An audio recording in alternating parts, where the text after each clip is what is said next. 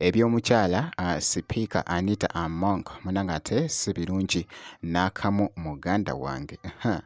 Kikambwe bukambwe. King Saha avuddeko n'akakasa wano munanga ate ku mmotoka nno Rolls Royce efuuse munanga ate ensonga eri mu kwogeza abantu obwama nabyo ngenda kubeera nga mbikutuusaako so nga ate ekifo bwaguuga awabadde wabeeranga ssente muganda wange ebisawo bya ssente muganda wange nabyo ngenda kubeera nga mbikutuusaako mu katambi kano so nga ate munanga ate Kaloli Kasiita Kosaati ne Spice Diana bannange bambadde obukumba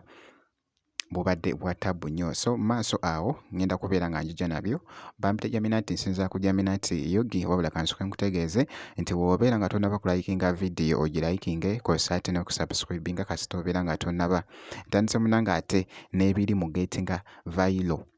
akaseera kenkoleddemu vidiyo nga muganda wange eno emmotoka egambibwa okuba eya sipiika wa paalamenti mukyala Anita Among eri mugenda mu maaso okwogeza abantu obwama ekituufu toyinza butakankana ng'owulidde nti waliwo omuntu ng'ali mu kifo ky'obwa sipiika eyaleese emmotoka bweti.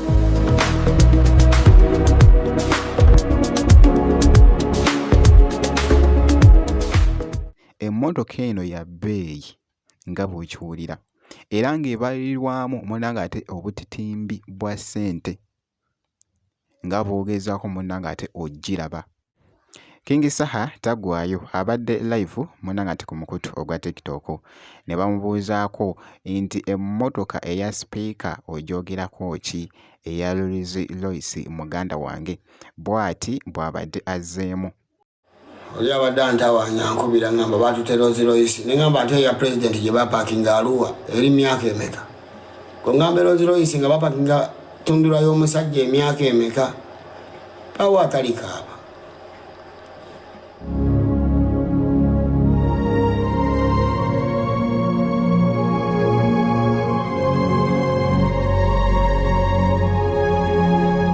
Si byangu munanga ate n'akamu wabula ku katambi kano akabaddemu oba nga bw'ogezaako munanga ate okulaba naye tekabadde katuufu abadde AI kwegamba okusinziira nga weebiri munanga ate mu getinga viral abagezigezi babadde munanga ate bakoze akatambi ako akabadde kakonfusinze munanga ate abantu nga kalaga nti sipiika bali mukwata naye si bituufu munanga ate abadde AI wabula nga nkwongeddeyoko mu katambi akagenze viral mu kifo bwaguuga ekigambibwa Imbu mwe mubadde munanga ate ensimbi zino ze container zembagambye ze basaze nga basala zino ze zibanka ze basaze nga basala container ku container omukyala nga yatereka omwo mwena muna mulimu zigundi ziseefu za ssente ezo container zonna nga bw'oziraba zonna zijjudde seefu za ssente kati ezo ze seefu nga buli container erimu obwo buseefu nga bw'obula bu box bawupanga bupanzi bulimu ssente naye Mukama Katonda zino ssente zonna ani tobadde ozikozesa ki?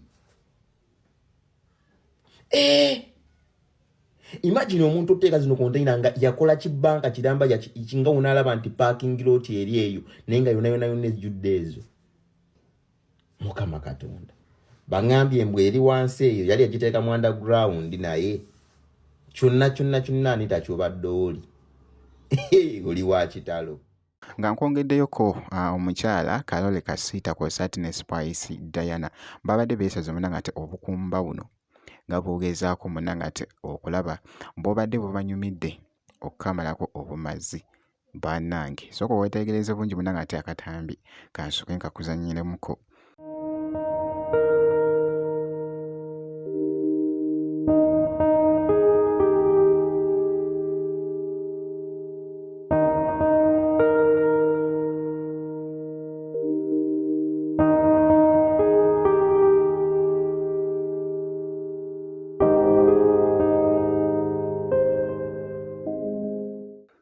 Omukyala munanga ate Kalole Kasiita kw'ossa ate ne Spice Diana babadde beeguddeko munanga ate mu ngeri bw'etyo. So ky'olina okola kusigala nga osubscribinga, ebisigadde byonna tujja kubeera nga tukuwa update. Gwe kati tobeera nga osubscribinze, ebisigadde byonna biturekere.